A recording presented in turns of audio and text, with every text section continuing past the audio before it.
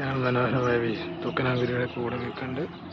ഇതെന്തോ ഗൈസ് ആരാണോ കുത്തി വിളിച്ചുകൊണ്ടിരിക്കുകയാണ്. കണ്ടൊക്കെ കിളികളുടെ ശബ്ദമായിട്ട് നടന്ന് അച്ഛൻ്റെ വീശാൻ വേണ്ടി വരയെടുത്തിരിക്കുന്നു.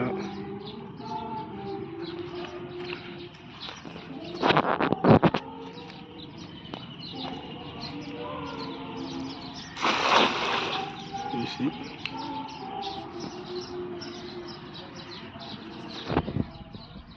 കോഴിക്കോളുകൊണ്ട് വല നിൽക്കുന്നില്ല, അതുകൊണ്ട് തന്നെ വലയിലൊന്നും കാണത്തുമില്ലായിരിക്കും. വല